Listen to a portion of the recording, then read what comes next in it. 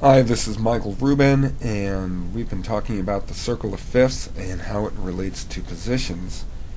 And so now I want to talk about how to use the circle of fifths as a harmonica player when the band says, we're in the key of such and such.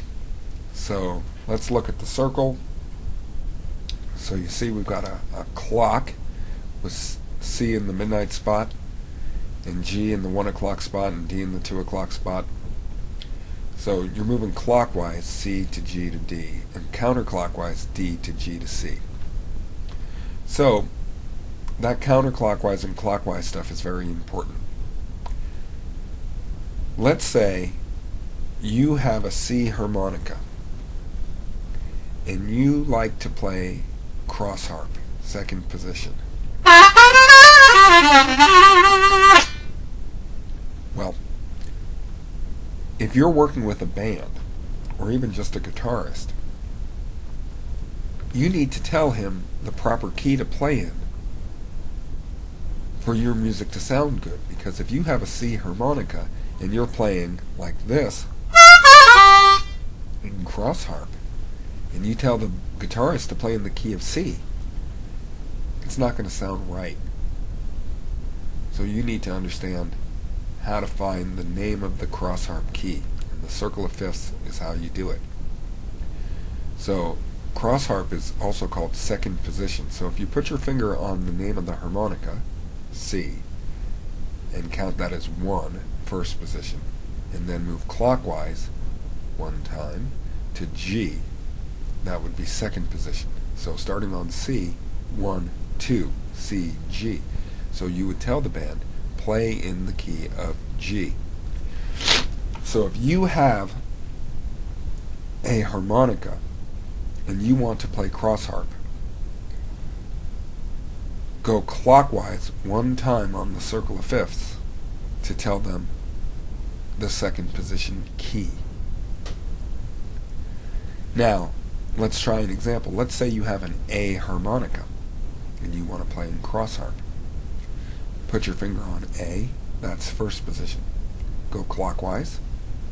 E is second position. So you would tell the band, play in the key of E.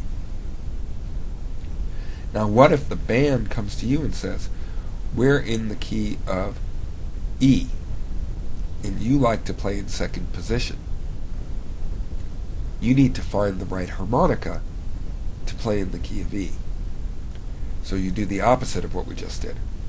Put your finger on E, 1, move counterclockwise to A, 2, pick up an A harmonica to play in the key of E in second position.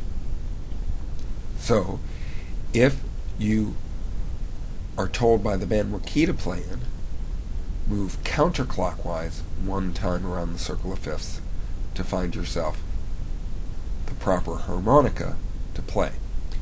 So let's say the band says to you, we want to play in the key of B flat, and we love the way that you do cross harp.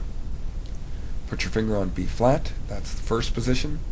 Go counterclockwise to E flat, that would be the second position harmonica to play in the key of B flat. So there's another use for the circle of fifths that I just want to mention before we get into working on our major scales on the diatonic harmonica, and that is, if you're going to play a song in the key of C, the 3 most likely chords would be C, F, and G. Now these chords are called the 1, 4, and 5 chords, and the reason is, if you look at a C major scale, C, D, E, F, G, A, B, C,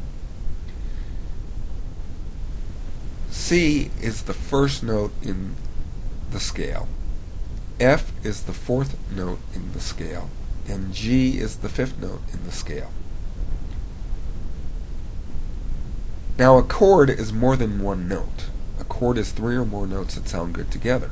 But every chord has a name. So the C major chord has the name C, and the F major chord has the name F.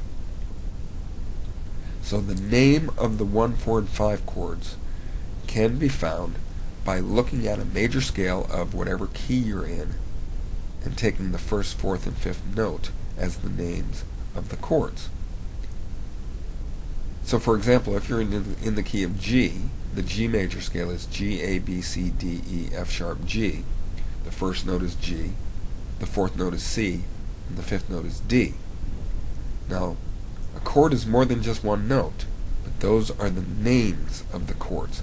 So in the key of G, the 1, 4, and 5 chord would be G, C, and D.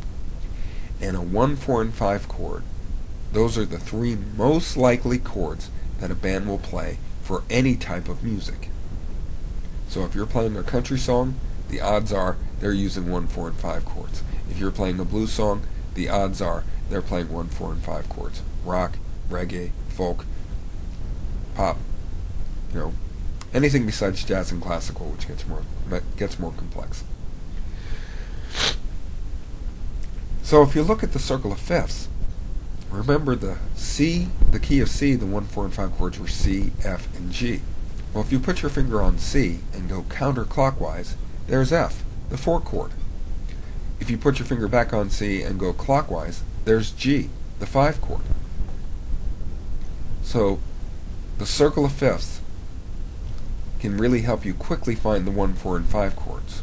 Let's try it in the key of D, dog. Put your finger on D, go counterclockwise once, G, that's the 4 chord. Go back to D, go clockwise once, A, that's the 5 chord. If you play notes that relate to the chord being played, you're going to sound good. So a lot of people would recommend practicing your major scales, do, re, mi, fa, sol, la, ti, do, in the order of the circle of fifths. So instead of practicing, I'll play the C major scale, do, re, mi, fa, sol, la, ti, do, now the C sharp major scale, do, re, mi, fa, sol, la, ti, do, now the D major scale. Instead of doing that, a lot of people would say, I'll practice the C major scale, now the G major scale, now the D major scale. They're using the circle of fifths. The same thing, they might practice their scales counterclockwise. I'll practice my C major scale, then my F major scale, then my B flat major scale. By doing so, you are preparing yourself to be ready when the band changes to a 4 chord or a 5 chord. Okay, see you soon. Thanks very much.